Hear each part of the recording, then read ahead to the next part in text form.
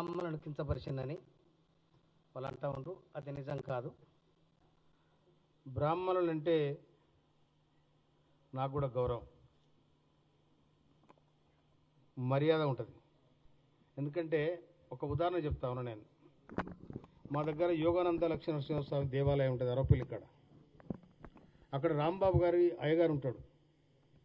నేను ఉద్యోగంలో ఉన్నప్పుడు కానీ, నేను చైర్మన్ ఉన్నప్పుడు కానీ, నేను మొన్న ఎమ్మెల్యే అయినప్పుడు కానీ ఆ దేవాలయానికి పట్టు వస్త్రాలు తీసుకుపోయేది నేను, తలంబ్రాలు మోసుకుపోయేది నేను.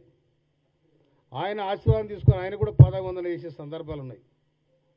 అటువంటిప్పుడు నేను బ్రాహ్మణులకు కించపరచాల్సిన అవసరం నాకు లేదు. అదే వాడు కనుక నాకు అర్థమైతే నేను అయ్యగారు కూడా అడుగుతాను, మా దగ్గర పోయి అయ్యా నువ్వు ఏమో చదివినా జరి చెప్పు అని మళ్ళీ నేను తర్జుమా చేసుకుంటా. తర్జుమా చేసుకుంటే వాళ్ళు మంచి చెప్తారు, నేను కూడా వింటా. ఇప్పుడు నేను వాళ్ళు అన్నది లేదు, వాళ్ళ జోలికి పోయింది లేదు. ఎందుకు వాళ్ళేమో నాకేం పగదారులా? వాళ్ళేమో నేను వాళ్ళకేమైనా శత్రువునా? కనుక ఒకవేళ బాధపడి ఉంటే వాళ్ళందరూ కూడా మీరు బాధపడాల్సిన అవసరం లేదు. నేను మిమ్మల్ని కూడా నేను సమాజం గుర్తిరిగిన నేను, అన్ని కులాలను మతాలను వ్యవస్థనే గౌరవించడం నేను ఇవాళ ఎమ్మెల్యే అయినని కాదు. నేను 70 ఏళ్ళ నుంచి ప్రజా జీవితంలో ఉన్నాను. నేను ఎన్నో అవమానాలు ఎదుర్కొన్నాను. మీ విధంగా నీళ్ళు పోసి తాగినోని.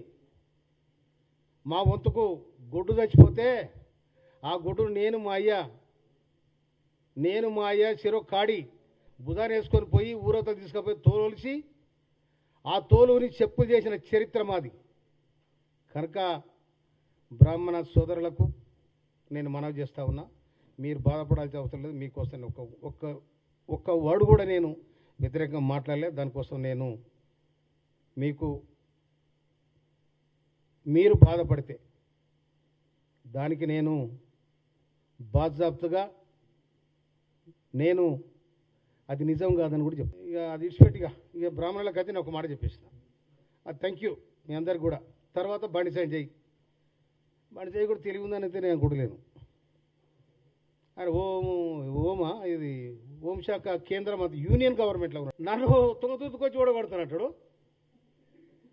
ఇది గమ్మతుంది. మొన్న ఆయనకు పోయి ఓట్లేనే ఇచ్చేదికేనా? తుంగతుర్తిలో మొన్న జరిగిన అసెంబ్లీ ఎన్నికలలో నాకు 52,000 మెజార్టీ వచ్చింది.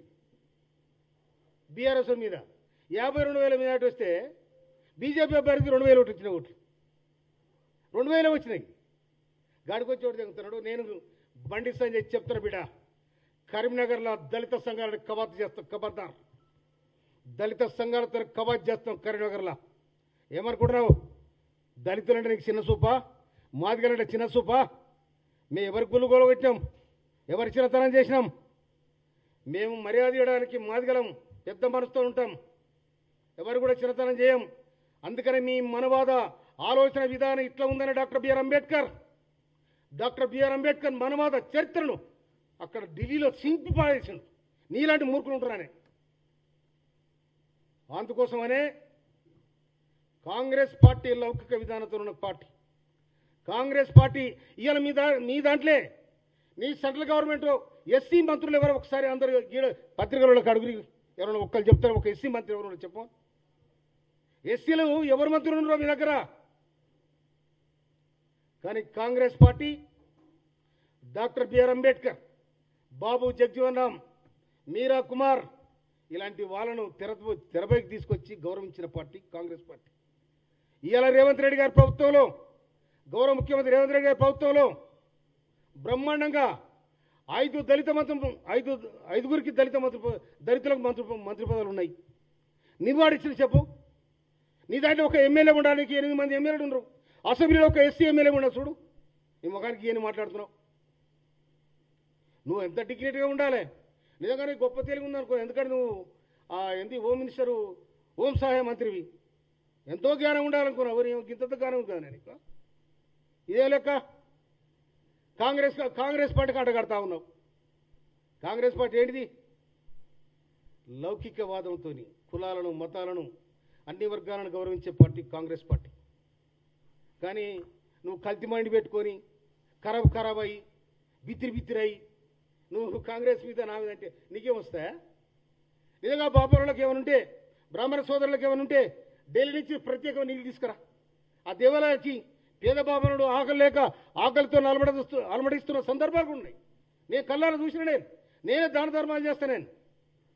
నేను సంవత్సరానికి ఒకసారి భద్రాచలం పోయి నేను శ్రీరామచంద్ర నువ్వు ఆడబోయినా చెప్పు నాకు ఆడేది అది ఐదులు పెడితే నీ బియ్యం నాకు, నా బియ్యం నీకు, నీ బియ్యం నాకనని ఇంత అక్కడి నుంచి బియ్యం తీసుకొచ్చి ఇక్కడ ఉన్న బియ్యం కలిపి పంచుకున్నావు. నీకున్న తెలివి కాదు. భద్రాచలం గోదావరి నుండి గోదావరి వచ్చినప్పుడు నేను భద్రాచలం పోతా, అది నా ఇష్టం.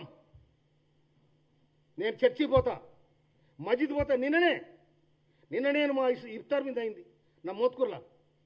ఒక ముస్లిం సోదరునికి 4 కొడుకులు అయితే 4 డాక్టర్లు, 4 కోడలు డాక్టర్లు. ఆ ఇంటికి పోయి వాళ్ళని సన్మానం చేయండిగా. రాజ్యసభలో భారత రాజ్యాంగ నిర్మాత డాక్టర్ బిఆర్ అంబేద్కర్ను అవమానించారు. దానికి సమాధానం చెప్పారు బండి సంజయ్. దళితుల మీద దాడులు జరుగుతూ ఉన్నాయి. దళితులు పెళ్లి చేసుకొని గుర్రం మీద ఊరైతే కొట్టి చంపిన చరిత్ర మీద ఉంది. కొట్టి చంపారు నిట్టనిరుడా.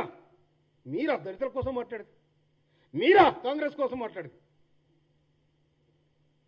అందుకోసమని ఖబర్దార్. తుంగతుర్తికి వస్తావు, తుంగరబడి తొక్కుతారా? తుంగబడబడి తొక్కుతారు. తుంగతుర్తాడు ఏమనుకున్నావు? పోరాటాల గడ్డ, నైజాంను ఉరికించిన గడ్డ చరిత్ర. ఒక బిఎన్ గారు, ఒక స్వరాజ్యం గారు, ఒక మారోజు ఈరన్న, ఒక దామోదర్ రెడ్డి, నికర మందుల సమ్మెల్. ఇది పోరాటాల గడ్డకున్న చరిత్ర. ఇది నీకేం చరిత్ర? నువ్వు తుంగతుర్తి రా చెప్తా.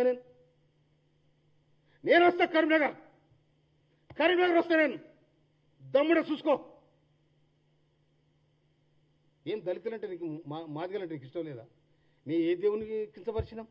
ఏ గుడి దగ్గర మేము అవమానపరిచినాం? మా గుళ్ళంటే ఇష్టం. నా జీవితం అంతా కూడా సోషల్ వెల్ఫేర్ డిపార్ట్మెంట్. చిన్నప్పటి నుంచి జీతాలుండి బతికిన పరిస్థితులు, అర్ధాకలతో అలవడించిన పరిస్థితులు, అవమానాలు ఎదుర్కొన్న పరిస్థితులు. మంచినీళ్ళు కావాలంటే ఎర్రటెండ నడిచిపోతున్నాం. మంచినీళ్ళు కావాలంటే మాదిగోళ్ళంటే నీళ్ళు పోయారని వేరే కులం పేరు చెప్పుకొని నీళ్ళు అడుక్కు తిన్న రోజులు ఉన్నాయి. అవి అనుభవించిన నేను. నీకేం తెలుసా? నీకేం తెలుసు? మమ్ముల అందులో మందుల సామెలు తిరిగి వస్తావా? ఏంది? ఏమయ్యా ఇట్లా ఉండాలని ఇచ్చినాం, గట్టే ఇచ్చిన. అందుకే నా మధ్యలో కూడా బిగేసింది. ఇది ఎట్లా ఉందని ఏటో తిక్కలు చేస్తున్నారు. మధ్యలో కూడా బిగేసి నేను కూడా పెడతా ఆయన మీద. నేను కూడా కేసు పెడతా, క్రిమినల్ కేసు, అన్ని కేసులు పెడతా, అట్రాసిటీ కేసు పెడతా, అన్ని కేసులు పెడతా.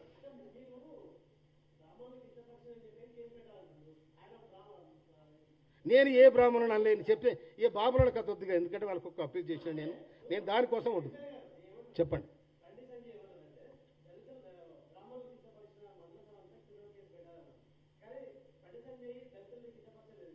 ఇప్పుడు లేదా బండి సాయి కూడా ఆ వేదిక మీద ఉన్న వాళ్ళందరూ కూడా సిగ్గులేదా అన్నాడు. మరి దానికి కూడా సమాధానం చెప్పాలిగా. మేమంతా దళితుల్లో కూర్చున్నవాడా అంటే ఒక సమాజాన్ని నీకు సిగ్గులేదట? ఆడ కూర్చున్న ఎమ్మెల్యేలు ఉన్నారు, మంత్రులు ఉన్నారు, అందరు ఉన్నారు. ఆ డయాస్ మీద కూర్చొని నవ్వుతున్నారంటే నవ్వకూడదా? మాట్లాడకూడదా?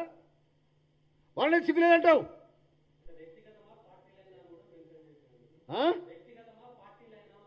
ఏంటిది?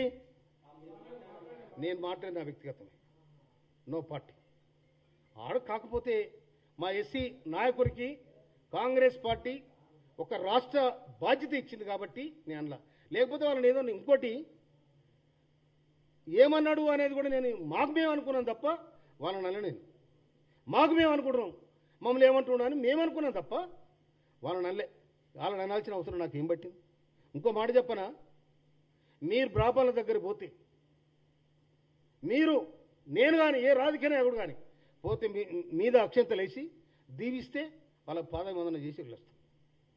అది ఎవడన్నా కానీ ఇక నేను కూడా చేస్తా పని. వాళ్ళ దీవెన ఉంటుంది.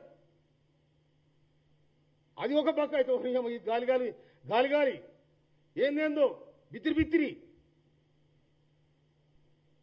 కనుక దీని ఏదో తోగరు పట్టుకొని నువ్వు ఏలాడితే ఈ తొండం ఇది, నువ్వు తోగరు పట్టుకొని ఏలాడితే నీ తొండం ఖబర్దార్. కాంగ్రెస్ పార్టీ 140 సంవత్సరాల చరిత్ర కలిగిన పార్టీ. నేను ఉట్టిన ఊరుకొచ్చాడు కాదు, నికారస్తర తెలంగాణ ఉద్యమకారుడు. నేను నువ్వు ఆడబడినవాయలా తెలంగాణ మొదలైనాడు కాంగ్రెస్ పార్టీని గుర్తించి టికెట్ ఇచ్చింది. 52,000 మేడతో గెలిచినాడు ఉత్తగల్లో. ఓ సంజయ్ విన్నావా? హోమ్ మినిస్టర్గా నువ్వు ఆ సెంట్రల్ నుంచి నిధులు తీసుకురా, ఆ బాబాలకు పెట్టు, పేద బాబాలు ఉండ్రు. విన్నావా? దేవాలయాలు ఒక్కోసారి క్షీణించిపోతున్నాయి. దేవాలయాలు డబ్బులు తీసుకురా, దేవాలయాలు డబ్బులు తీసుకురా, వాళ్ళకి సాయం చేయి. మా దళితులకంటే ఎట్లా చేయవు నువ్వు? అందుకు ఆ సోయి కూడా లేదు. ఉన్న మందల సమయంలో విమర్శలు కూడా తిరుగుతున్నావు. మందల సమయాలు దొరికొచ్చినావు. నువ్వు మంచిది కాదు, నీకు నీ చెడికే, అది నీ చెడికే. కనుక ఈ పత్రిక మిత్రులందరూ కూడా నిండుగా నేను శుభాకాంక్షలు తెలియజేస్తాను. అవునా?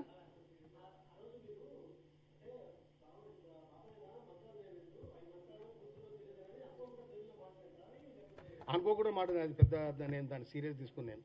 వాళ్ళకు కూడా పాపం వాళ్ళు ఇక వదిలే అన్ని అయిపోయి. రైట్, ఓకే, అందరూ నమస్తే.